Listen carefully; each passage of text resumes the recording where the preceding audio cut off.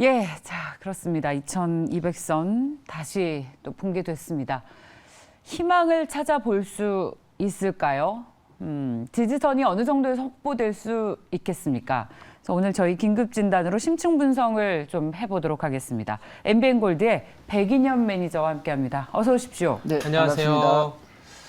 저희가 이제 브릿지라고 하죠. 보면 붕괴라는 얘기 나오면 마음이 좀 아픕니다. 근데 맞습니다. 어제 보면 2200이 또 붕괴가 됐기 때문에 우리가 보통 이렇게 이 언론이나 이런 데서 소위 말하는 호들갑을 하면 바닥이라고 하잖아요. 맞아요. 그럼 바닥이 오늘이 나왔으면 좋겠다고 맞습니다. 생각하는데 미국 증시가 또 불안불안해서 예. 여러 가지로 좀 체크해 봐야 될 것 같아요. 첫 번째로 좀 그래서 좀 그러니까 듣고 싶은 게 일단 시장에서 악재밖에 없긴 한데 네. 첫 번째 질문은 누구나 다 악재만 찾고 있거든요. 그래도 호재도 있을 수 있고 악재도 있을 수 있는 이런 상황이라서 매년이 보시기에는 그래도 우리가 시장에서는 이런 매크로적으로 악재도 있지만 호재도 있다 이렇게 구분해서 우리가 좀 시장을 먼저 스타트로 끊어봐야 되지 않을까라는 생각이 좀 듭니다. 예. 네, 지금 말씀하셨듯이 지금 호재보다는 악재가 거의 대부분이 맞죠. 시장이죠. 네. 보통 이제 우리가 흔히 알고 있겠지만 고물가 그리고 고금리, 고환율 이슈가 있는데 일단 고물가, 고환율, 고금리 이슈 부분에 있어서 이제 가장 큰 타격을 입는 게 건설업종 같은 건설업종. 경우는 아무래도 PF 대출을 받아서 이제 건설을 하다 보니까 금리 이슈가 가장 크고 그리고 이제 원자재 같은 경우 이제 그 시멘트 가격이 최근에 이제 러시아 전쟁 이슈 이후에 유연탄 가격이 급등하면서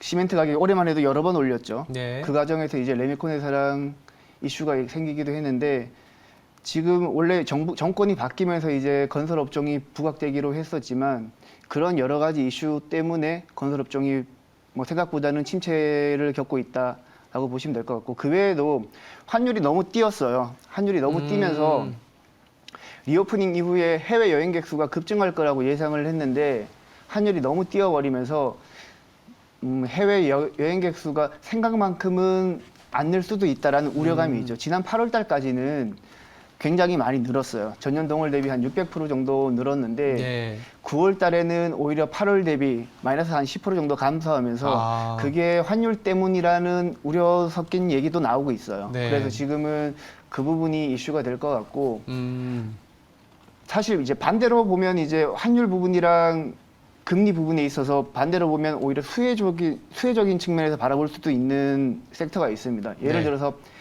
고환율 때문에 해외 여행객 수가 줄었다면 네. 오히려 외국인의 국내 유입 수는 늘어날 수가 그렇죠. 있거든요.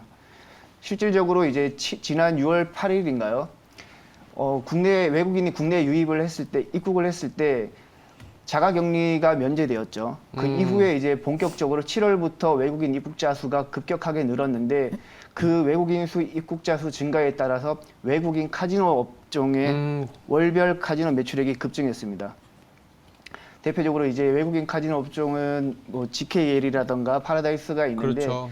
최근에 9월 데이터도 파라다이스 같은 경우는 전년 동월 대비 300% 이상 카지노 매출이 급증을 냈고 아직까지는 2020년 코로나 이전 단계인 2019년 카지노 매출보다는 아직까지는 한 50%에서 한 60% 사이밖에 못 올라왔어요. 하지만 지속적으로 이제 외국인이 유입된다면 자연스럽게 이제 파라다이스의 매출도 이제 증가할 수 있고 네. 특히 이제 외국인 유입자 수 중에서 그 외국인 카지노의 가장 큰 비중을 차지하는 일본인 VIP랑 이제 중국인 네. VIP 입국자 수가 크게 늘어나고 있기 때문에 그 부분에서 이제 외국인 카지노주가 좋을 것 같고 하나 더 말씀드리면 네.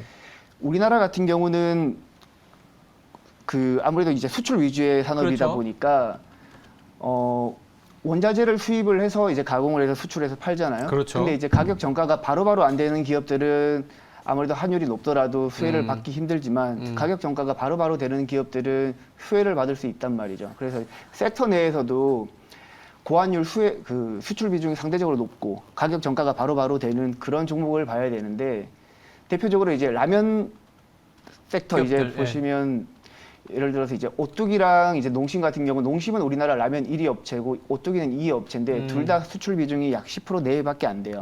근데 상대적으로 이제 3위 업체인 삼양식품 같은 경우는 수출 비중이 약 99% 정도, 69% 정도 되거든요. 예.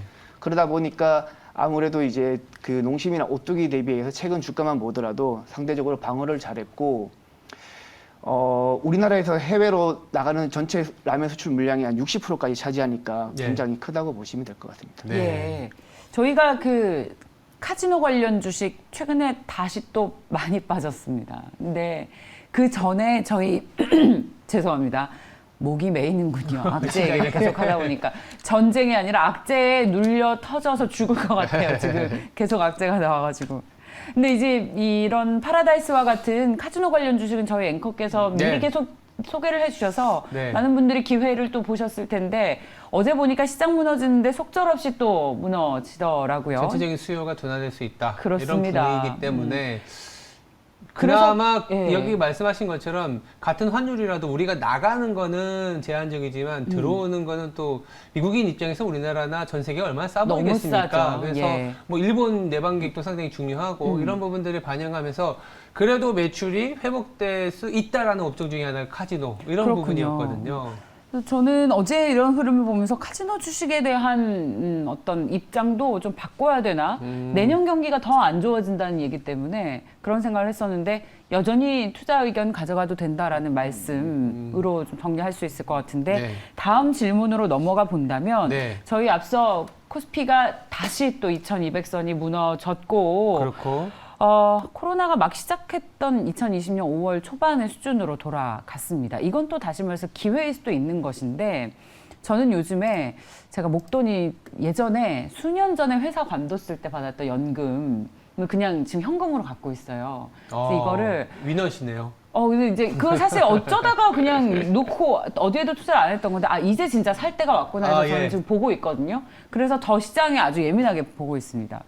그래서 한국 시장에 투자할까 혹은 미국에 투자할까 보고 있는데 요즘 보니까 코스피도 2200이 다시 무너졌지만 코스닥이 이렇게 속절없이 무너지는 개별 주처럼 무너지는 것을 보면서 그때가 떠오른 거예요. 2000년 초반에 코스닥이 3000포인트 가지 않았습니까? 그렇죠. 예. 그러니까 한국 시장은 너무나 개인 투자자들의 심리와 있던 수급에 흔들리는 거예요. 한국 코스닥에 투자하는 게 맞는 것인가? 그런 근본적인 생각이 들면서 이렇다면 미국 시장에 투자를 해야 되겠다. 근데 요즘 나스닥 워낙 불안하니까 제가 계속 S&P를 사려고 하는 어떤 전략을 가지고 있다고 말씀을 드리는 건데 네. 그래서 여쭤보고 싶습니다. 지지선은 있는 것인지 코스피도 코스피지만 특히 코스닥 같은 경우에 어디까지 떨어지는 것인지 매니저님은 어떤 생각하십니까? 일단 사실 뭐 TV 시청하시는 분들은 투자해 보신 분들은 아시겠지만 지금 최근까지 투자하셨던 분들은 자기가 선정했던 지지선은 여러 차례 아마 무너졌을 무너졌겠죠. 거예요. 네. 이제 무너져가지고 포기했습니다. 지금 현재 네. 시점에서는 지지선을 정하는 게 사실 크게 의미는 없지만 그래도 이제 조금 조언을 드린다면 네. 코스피 같은 경우는 이미 이제 아시겠지만 2008년 그 금융위기 당시 수준까지 많이 빠졌어요. 그리고 지금 지지선을 1차적으로 지지선을 정한다면 코스피 같은 경우는 제가 2100선을 1차 지지선으로 정하고 2차 지지선은 2000포인트를 2차 지지선으로 정하는데 일단 2100까지 만약에 코스피가 하락한다면 지난 2008년 금융위기 때 최저점 수준까지 하락하는 거거든요. 그렇죠. 그래서 지금 사실 개인적으로는 2000포인트까지 빠지지 않고 2100포인트 선에서 마무리가 될 것으로 됐으면 하는데 만약에 2000포인트까지 빠진다고 해도 그 이하로는 빠지지 않을 것 같아요. 왜냐하면 우리나라는 역사적으로 봤을 때 코스피는 언제나 2000포인트는 지켜줬거든요. 그런 측면을 봤을 때 만약에 2100포인트가 설사 무너진다고 하더라도 2000포인트까지 하락하게 되면 아마 그 부분에서는 강력한 반발 매수세가 나타날 것 같고 코스닥 같은 경우는 코스닥은 어때요? 코스닥, 네, 코스닥 진짜. 같은 경우는 상대적으로 하방이 좀 더 열려 있다고 봐요. 왜냐하면 정말, 지금같이 증시가 급변동하는 장세에서는 반대 매매 물량도 나올 것이고 그리고 순간적인 이제 매물이 크게 나올 텐데 코스닥 같은 경우는 아무래도 시총이 작고 유통 물량이 적다 보니까 작은 매물에도 급격하게 급락하는 경우가 많기 때문에 조금 더 하방이 열려 있다고 보고요. 1차 지지선은 630포인트 그리고 2차 지지선은 600포인트까지 보고 있습니다.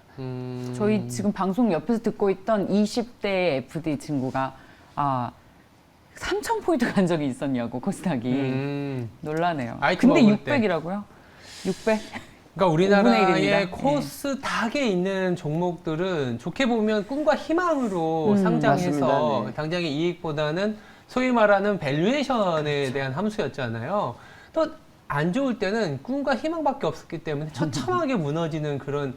그리고 우리나라가 이게 고질적인 문제가 네. 이제 대기업 중심으로, 그리고 네. 우리가 수출 중심의 구조다 보니까 내수가 많지는 않잖아요. 그래서 네. 중소형 기업들의 자발적으로 이제 커가는 환경이 잘 안 되다 보니까 코스닥 같은 경우에도 부침이 굉장히 큰 것 같습니다. 지금 코스닥의 상위에 있는 업종을 보시면 제약바이오, 네. 2차 2차 전지, 전지. 그리고 게임 주지 않습니까? 그렇죠. 그나마 지금 어떻게 보면 살아있다라고 하는 게 뭐 2차 전지인 것 같고, 예. 근데 이제 밸류에이션 때문에 변동성이 심해진 상황이고, 게임주나 제약바이오는 꿈과 희망의 업종이긴 하지만 실적이라든지 없죠. 긴축 때문에, 그리고 예. 또 맞습니다. 뭐 여기서 뭐 다룰 내용은 아니지만 또 오늘 같은 경우에 신라젠이 상장 폐지 여부가 맞아요. 별로, 그러니까 신라젠이라는 굵직한 제약바이오 코스닥에 있던 기업이 상장 폐지라는 얘기까지 나오는 거가 투자 맞습니다. 심리에는 상당히, 그러니까 상장 폐지 안 되더라도 그렇죠. 그런 얘기까지 나오게 된 게 사실은 굉장한 부침의 하나의 원인이지 않겠냐는 생각이 드는데, 아까 맞습니다. 말씀하신 말씀하신 것처럼 2100선이 상당히 유의미하게 작용을 해야 되는 게 그 수준이 0.8배입니다. 이거 무슨 얘기냐면 금융위기 때의 저점이에요. 예. 그러니까 금융위기 때 저점까지 우리는 지금 내려와 있는 건 맞습니다. 물론 코로나 팬데믹 때는 그거보다 더 내려갔죠. 그렇죠. 더 내려가서 그걸 계산하면 막 1800까지 나오는데, 근데 코로나 팬데믹 때도 이 더 내려갔을 때는 불과 20일밖에 없었기 때문에 거기에 내려간다라고 베팅하기엔 또 네. 좀 그렇지 않습니까? 그래서 네. 가격적으로는 코스피 기준으로는 예. 금융위기 수준까지 왔다라고 얘기할 수도 있죠. 근데 그때랑 또 달라진 게 그때는 그래도 금융위기, 시스템 위기를 해결할 수 있는 뭔가가 있었는데 네. 금융위기 지나고 코로나 지나고 지금인데 그때 돈 풀었던 거 다시 회수해 나가면서 다시 정상화하려고 했더니 전쟁이 일어나고 네. 그러려고 했더니 전쟁이 일어나니까 이제는 경기 침체래요. 네. 그래도 완만한 반등을 기대했다가 앞서 앵커님께서 말씀하셨듯이 그냥 L자로 침체가 계속되고 내년에도 이렇게 허리띠 졸라매야 되는 어려운 상황이 이어진다면 이거는 주식시장의 반등도 요원한 게 아닌가. 그래서 제가 이제 매니저님한테 바로 또 세 번째 질문을 좀 드리고 싶은 게, 예. 저희들이 이렇게 얘기하는 상황에서도 너무 암울한 얘기만 나오는데, 예. 만약에 반등이 나온다면 그 반등의 시그널은 또 뭐가 될 수 있을지 이거 한번 찾아봐야 될 것 같아요. 네. 일단 뭐 다 아시겠지만 일단 시장의 악재, 가장 큰 악재는 물가예요. 물가. 물가를 잡기 위해서 금리를 올리고, 금리를 올리다 보니까 달러가 강세가 되고, 달러가 강세가 되다 보니까 아무래도 환율이, 원달러 환율이 올라가는 그렇죠. 그런 구조잖아요. 일단 물가가 잡혀야 되고, 미국 한국 시간으로 이제 9월 13일 날 저녁 9시 30분이죠. 미국 CPI 발표되잖아요. 9월 CPI 발표되는데 그 부분이 일단 가장 중요할 것 같고, 그 외에 이제 우리가 봐야 될 매크로 지표는 중국 시장에서 소비가 살아나야 됩니다. 아무래도 우리나라 같은 경우는 중국향 수출 비중이 약 25%인데 홍콩까지 포함하면 수출 비중이 30%가 넘어갑니다. 그러다 보니까 중국 소비 시장이 살아나야지 우리나라 기업들의 수출이 살아나거든요. 자연스럽게 이제 반도체 재고 물량도 자연스럽게 소진이 될 거고, 개인적으로는 중국 시장이 살아나고 우리나라 반도체 기업뿐만 아니라 주요 기업들의 실적이 살아나는 시점을 개인적으로는 한 빠르면 내년 초, 그리고 늦어도 내년 상반기쯤은 될 거라고 봐요.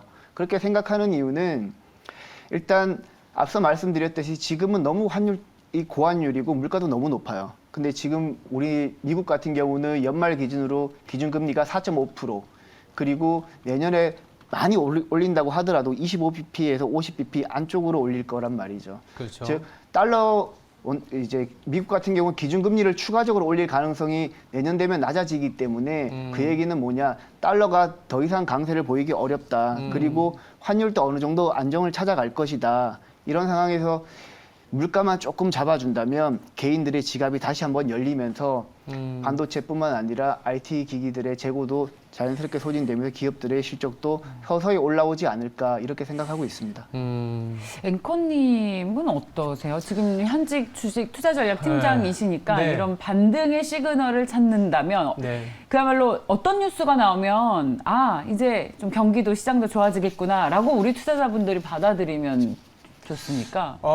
첫 번째는 네. 일단은 가격 자체가 너무 매력적인 게 사실이고요. 이럴 때는 스마트 머니들이 좀 들어오게 되거든요. 잘 보시면 외국인들 지금 8거래일째 연속 사고 있어요. 우리나라 시장을. 그러니까 눈에 띄진 않지만 지금 사고 있는 주식 자금들은 스마트 머니일 수 있다는 생각이 첫 번째고, 두 번째는 말씀하신 것처럼 물가가 좀 잡히긴 해야 돼요. 어저께 그래도 시장의 장 초반에 미국 증시가 올라갔던 게 뉴욕 연은에서 발표하는 인플레이션 기대치가 있는데 1년치가 또 내려왔어요. 물론 5%대이긴 하지만 내일 저녁에 발표되는 물가가 뭐 헤드라인 쪽, 그러니까 유가라든지 식료품을 포함한 쪽은 확연하게 내려가기 때문에 11월 중간선거 이후에 FMC에서 75bp 올리고, 그리고 나면 물가가 아직은 뭐 미국에서는 스티키하다, 뭐 약간 단단하게 안 내려간다고 하지만 그 부분들은 내려오는데, 제가 하나 기대하는 건 뭐냐면 연준에서도 조금은 톤을 바꿀 수 있습니다. 11월 이후에 어떤 톤이냐면 네. 어제 이제 클리블랜드 연준 총재도 2% 인플레이션에 대해서 되게 고집을 많이 하잖아요. 네. 근데 타협점을 찾을 수 있어요. 아. 2%가 아니라 한 3에서 4% 정도의 어떤 적정선. 왜 그러냐면요. 네. 기본적으로 인플레이션에 대한 뭐랄까요, 세상이 만들어졌어요. 우리도 이제 임금 상승률이라든지 이 마통이라고 하죠. 마이너스 통장을 네, 빌렸을 때 예. 10년 전에 빌렸던 가격대거든요. 아. 그래도 그때도 소비했었고 그때 투자했었다라는 거죠. 그래서 인플레이션에 대한 목표치를 연말에는 아마 3에서 4%로 조정할 가능성이 높기 때문에 이 또한 만약에 나온다면 호재죠. 반등의 시그널이 될 수 있다라고 보고 있습니다. 느슨하게 잡는 거니까. 그렇죠. 물가 그 대신 좀 잡혀줘야겠죠. 그래야 연준에서도 한 3, 4% 물가는 용인할 수 있다. 이런 코멘트가 나오면 호재라고 볼 수 있습니다. 저희는 물가 잡히는 걸로 계속 얘기를 하고 있지 않았었습니까? 그렇습니다. 전쟁도 좀 마무리될 것 같고. 네. 그랬었는데 근데 또 이런 생각도 들어요. 제가 지난주에 잠시 외유를 했었는데 네. 해외 투자자분들 중에 이제 꽤나 그 자산가들도 우리가 너무 롱펀드만 보는 게 아닌가, 특히 우리들은. 아, 그래요? 그러다 보니까 주식이 오르고 내릴 때 거기에 그대로 노출이 될 수밖에 없는 거예요. 다양한 투자 자산이 있고 개인 투자자분들은 상대적으로 이제 숏 전략을 펼치는 것이 특히 한국에서는 어렵습니다만 주식 이외에도 다양한 자산들이 혹시 그 숏 관련한 투자에 네. 어떤 우리가 노출이 될 수 있다, 관련 투자를 할 수도 있는 것인데, 혹은 예금이나 적금도 있을 수 있고요. 네. 너무 주식 시장만 보는 게 아닌가. 그렇다면 당연히 이렇게 리스크에 노출될 수밖에 없는 환경이 내년까지 계속 이어질 텐데 그런 생각도 하고 있습니다. 저희가 경제 채널이니까 좀 생각을 확대해서 얘기를 해보자면, 지금은 현금, 특히 뭐 예금이나 적금이 낫다, 내지는 뭐 채권 투자가 좋다, 이런 조언도 가능할 것 같은데 혹시 그런 생각 고민해 보신 적 있습니까? 그런데 이제 지금 뭐 채권이나 다른 쪽으로 이제 눈을 돌려도 되는데 네. 그러기에는 아까 말씀하셨듯이 지금 현재 주가 지수대가 너무 너무 싸요? 매력적이니까 차라리 그렇군요. 조금은 길게 보더라도 아, 지금은 이제 주식 쪽으로 조금 더 포커스를 맞추는 게 더 낫다고 보고, 굳이 하신다면 이제 뭐 ETF라든지 ETF라든지 채권 투자로 조금 눈을 돌리시면 무난하지 않을까 생각합니다. 뭐로 봐도 주식이 좋다, 매력이 너무 있다. 지금 가격대 매력적이니까. 그렇게 보면은 주식에서 기회를 찾자라는 얘기를 할 수밖에 없고, 기회가 주식에 있다면 또 어떤 그렇죠. 종목인지 갖고 항상 나오지 않습니까? 어떤 업종, 어떤 종목. 참 네. 근데 실적 시즌이 시작이 됐는데 네. 실적 시즌에서 우리가 받아볼 성적표들이 물론 주가에서 반영이 돼 있긴 하겠지만 그렇게 좋지 않을 수 있다. 그러니까 시장에서 예상하는 것보다는 더 나쁘지 않겠냐라는 우려들이 있긴 있거든요. 이런 상황에서 어떤 종목과 어떤 업종에 접근을 해야 될지 사실 그게 제일 궁금하지 않습니까? 맞습니다. 지금 일단 3분기 실적에 대한 시장의 눈높이는 굉장히 낮아진 상태죠. 맞아요. 낮아진 상태에서 그 중에서 알짜 종목을 선별을 해야 되는데 제가 일단 지켜보는 이제 섹터는 기존의 시장 주도주였던 전기차 섹터. 전기차 섹터만한 게 없는 것 같아요. 일단 지난 코로나 2020년 코로나 이후 시장을 끌었던 양극재 관련 종목부터 최근에는 양극재로 더 이상 이제 주행 거리를 늘릴 수 없게 되니까 이제 음극재에 실리콘을 첨가해서 아무래도 실리콘을 첨가해서 이제 주행 거리나 충전 속도를 올리게 되는 이제 가정에서 이제 대주전자 재료나 나노 신소재가 이제 또 있고요. 그 외에도 최근에 제가 고객들이나 회원들한테 많이 말씀드리는 종목은 폐배터리 섹터 쪽입니다. 네. 폐배터리는 아무래도 이제 최근에 이제 미국 IRA 법안 이후에 원재료나 이제 부품 쪽에서 중국 비중을 낮춰야지 네. 미국에서 전기차 보조금을 지급을 하게 되는데 그 과정에서 아무래도 폐배터리 섹터가 좀 부각될 수 있거든요. 지금 2차 전지에 들어가는 리튬 같은 경우는 중국이 글로벌 생산 1위거든요. 글로벌 생산의 약 65% 정도를 차지하고 있는데 우리나라 기업들 뭐 성일하이텍이라든지 세비캠이라든지 그리고 이제 코스모화학 같은 경우는 폐배터리에서 리튬을 해소할 수 있는 비율이 회수율이 약 70% 정도 된다고 해요. 그 정도만 회수를 하더라도 중국에 편중된 이제 리튬 비중을 대폭적으로 낮출 수 있고 그 과정에서 이제 폐배터리 섹터가 계속 부각될 수 있다. 이렇게 해서 폐배터리를 계속 강조드리고 있고 다만 한 가지 전기차 배터리 수명이 약 7년에서 10년 정도 된다고 해요. 그래서 기존에는 2025년부터 폐배터리 섹터가 부각될 거라고 봤는데 지난 2020년부터 본격적으로 이제 전기차가 도입되었다라는 점을 감안할 때 2027년부터 본격적으로 폐배터리 섹터가 개화되지 않을까. 물론 이제 지금 또 매출이 빠르게 증가하고 있지만 약간 그 타이밍은 조금 더 지금부터 매수해도 되지만 본격적으로 개화되는 시기는 2025년보다는 2027년 이후가 될 가능성이 높다. 이렇게 보고 있습니다. 결국 전기차, 배터리, 2차 전지 관련 네. 주식이군요. 앵커님께서도 지금쯤이면 내년 투자 전략이 이제 나올 시점이잖아요. 준비하고 있습니다. 네, 그렇죠. 준비하고 계시죠. 너무 바빠질 시점인데 동시에 관심 섹터들도 이제 포트폴리오가 쫙 정리돼서 나오지 않습니까? 그렇죠. 역시 탑픽으로 2차 전지입니까? 어떠세요? 2차 전지 같은 경우에는 물론 그 안에서도 워낙 그 밸류에이션이 너무 높고 여전히 종목별로는 지금 신고가에 가는 기업들이 있거든요. 그러니까 2차 전지 정도가 이제 성장이나 매출이 확보되어 있는 업종이다라는 부분들은 다 이제 컨센서스가 돼 있는 것 같아요. 그래서 뭐 주도업종까지는 아니더라도 2차 전지와 관련된 부분들은 미국 내에서의 수요는 공급이 못 따라가니까 내년까지도 유지가 될 것 같다라는 얘기는 드리고 있고요.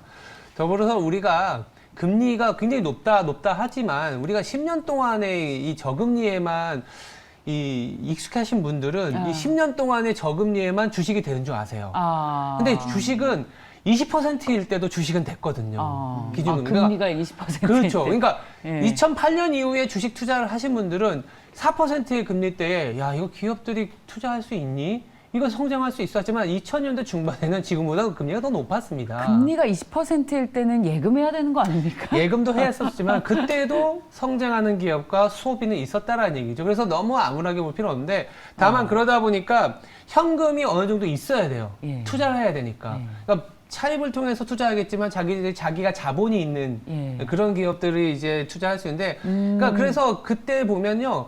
업종보다는 기업별로 지금 투자할 수 있는 기업들이 우리가 IMF 때도 대우 부도 사태 났을 때 이 기업들을 인수할 수 있는 기업이 어디냐 그러면서 하나그룹이라든지 삼성그룹이라든지 재편이 되면서 쭉 올라온 거거든요. 지금도 인수할 수 있는 기업들, M&A를 할 수 있는 기업들 이런 기업들이 내년에는 주도주가 될 가능성이 높아요. 그래서 업종이 아니라 캐시플로우상 M&A를 단행하거나 캐시플로우가 괜찮아서 뭔가를 인수할 수 있는 기업들이 상당히 어떻게 보면 컨셉적인 거고 그리고 그러다 보니까 그런 인수 과정에서 수반될 수밖에 없는 게 투자잖아요. 그래서 기계 업종은 굉장히 좋아 보여요. 기계 업종 같은 경우에는 환율 효과도 좀 있고 예. 더불어서 뭐 방산도 좀 끼어 있고요. 예. 그리고 이제 뚝딱뚝딱 하는 우리 인프라이지 않습니까? 네. 그쪽도 이 기계 쪽이다 보니까 기계가 저는 또 올해도 그렇지만 내년에 좀 관심을 좀 봐야 되는 쪽이 아닌가라는 생각도 합니다. 저 앵커님 얘기하시면서 스무고개처럼 답이 나왔어요. 아, 그래요? 한화그룹이죠? 뭐, 예, 한화그룹 맞죠? 하나가 대표적이기도 하죠. 하나도 네. 대표적이고, 우리나라가 잘 대우조선해양도 보면 인수하고. 기계 쪽, 그렇죠. 그런 컨셉으로 말씀드리는 겁니다. 네, 그렇죠. 네. 종목명은 말씀 못 하실 아, 테니까. 네. 그리고 또 기업 인수를 할 수 있는 여력이 있는 지금 대표적인 기업 롯데케미칼, 일진머터리얼스를 인수하려고 하는. 그렇죠. 맞아요? 그런 컨셉들이 그러니까 삼성전자도 가능성은 있어요. 왜냐하면 삼성전자도 11월 달에 이재용 부회장이 또 그렇죠. 회장으로 네. 이제 될 가능성이 높지 않습니까? 네. 그렇게 되면은 또 뭐 M&A에 더 적극적으로 뛰어들지 않을까라는 생각도 합니다. 어때요? 이 현금 많이 가지고 있는 대기업들의 M&A 이슈가 있는 기업에 주목하자. 이런 아이디어 어떨까요? 뭐 그 부분도 괜찮은 것 같아요. 지금 제가 최근에 봤던 네. 종목을 롯데케미칼이 일진머티리얼즈를 네, 네. 인수하잖아요. 네. 그러면서 이제 동박 사업에 뛰어들기 시작하는데 사실 지금 동박 쪽 관련 기업이 뭐 SKC도 있고 뭐 지금 주가는 그렇죠. 다른 2차 전지보다는 굉장히 못 가요. 그렇죠. 못 가고 있는데 네. 아마 투자 자금이 막대하게 들어가다 보니까 일진머티리얼즈도 자체적으로 자금을 조달하기보다는 M&A 인수합병하면서 이제 롯데케미칼로부터 자금을 조달할 텐데 추후에는 저는 SKC랑 일진머티리얼즈 동박 쪽도 이제 괜찮게 보고 뭐 M&A 쪽도 괜찮게 보는 것 같아요. SKC랑 일진머터리얼스. 네, 둘 다 괜찮게 보고 있습니다. 일진그룹 특히 최근에 SKC 좋게 보고 있습니다. SKC요. 네. SKC. 여기서 구체적인 종목까지 또 소개를 해주셨네요. 네.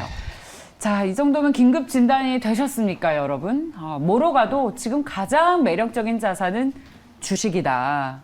네. 라는 얘기로 저희 정리를 하면 좋겠습니다. 자, MBN골드의 백인엽 매니저였습니다. 고맙습니다, 매니저님. 감사합니다. 감사합니다.